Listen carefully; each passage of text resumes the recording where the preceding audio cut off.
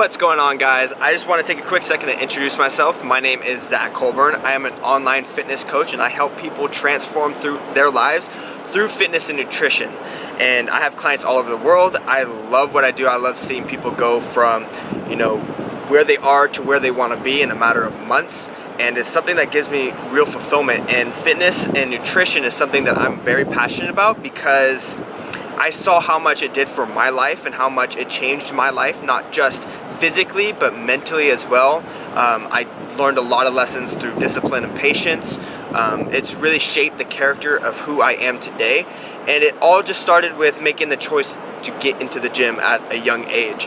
Now, I got a question and I was asked, what was your biggest struggle in fitness when you first started? And I've been lifting for about 6 years now.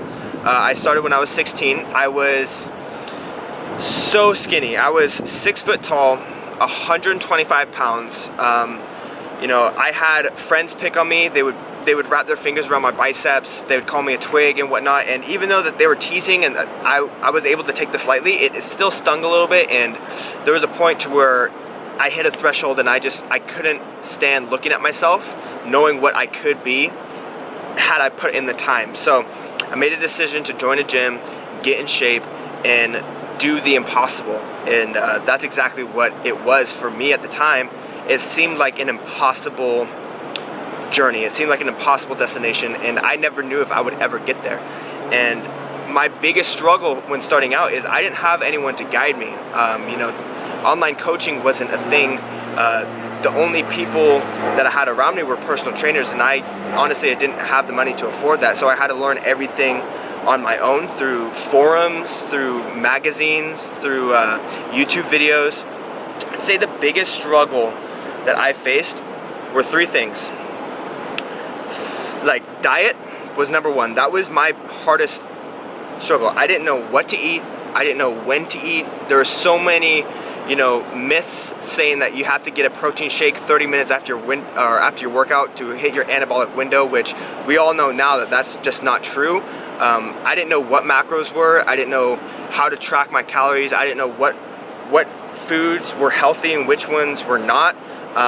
So diet was definitely my biggest struggle. Is I didn't know what to eat. I started off eating very, very clean. I cut out all the junk food in my diet. I started eating cans of chicken at school. I would bring a can opener and I would go to Nob Hill at lunch, buy a can of tuna or a can of chicken and open it up and eat it with a fork. And I thought that was going to be beneficial to my goals, when in reality I was still at a standstill. I wasn't seeing that much progress. I was still the skinny kid. I felt better, but I wasn't eating towards my goals. My goal was to put on muscle, and I wasn't eating enough, and I didn't understand how my body worked with the calories that I was consuming. So that was definitely something that took me a long time to learn. And now I know that you need to be eating in a surplus higher than your daily TDEE, which means you need to be eating more calories than you're burning off in a day in order to build muscle. And now I know in the opposite end of the spectrum, in order to lose weight, you need to be consuming less calories than your body is burning in a typical day.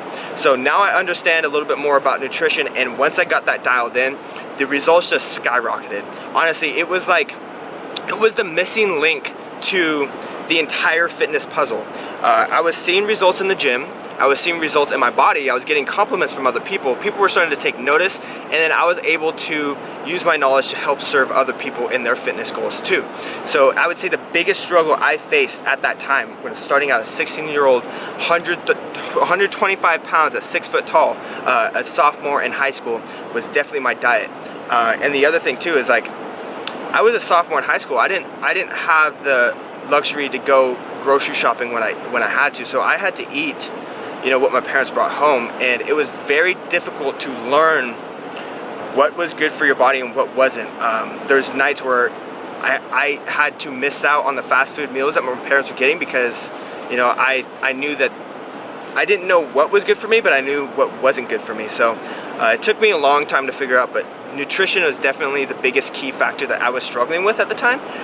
The other one was motivation. So I didn't I didn't have anyone to guide me, and I didn't know how the process and the transformation really works in reality. You know, you see a bunch of 30-day fat loss transformations in the magazines and the commercials, and I thought that's something that was realistic, and I set out for a huge goal like that. I thought I could build my physique in 90 days, and after I hit my first 90 days, I realized that I was just scratching the surface. And you know, I didn't have someone there to tell me like, no, you need to put in work, you need to put in time, you need to be patient, you're doing the right things. Because in reality, I was doing the right things, but I just hadn't understood the process of the transformation, that your body takes time to respond to what you're doing to it. So having that motivation was a struggle for me in the very beginning, because I kind of lost hope that I would ever get to where I wanted to be, because I wasn't seeing the results as fast as I expected. Now that I am where I am, I can see that, like, no, I was doing everything right. I just needed to be a little bit more patient. So not having someone there to guide me, not having someone there to push me, not having someone there to keep me accountable and keep me in line was definitely a struggle for me. As a 16-year-old kid, I was lost. I didn't know what I was doing, and I kind of just had to figure out everything through trial and error. But the last part was definitely training. Training was another struggle for me. I started off doing workouts that were found in Flex magazines. Now these were very good these were good workouts to get me started, but there wasn't any linear progression. There was no programming in these workouts. They were just workouts. That's all they were. In the beginning, I would just go in and hit a workout, and you know, I'd feel sore, and I thought I was doing my job, but I didn't know whether I was doing the workouts right. I didn't know whether I was, you know, improving. But now I know, you know, a proper training program is built off progression. So that means going in and progressively getting stronger at the key lifts that you've been working with. I remember hearing a lot like you have to shock the muscle by switching up your workouts and confusing your muscle, which that just plainly isn't true. You do shock the muscle, but that's through progressively getting stronger.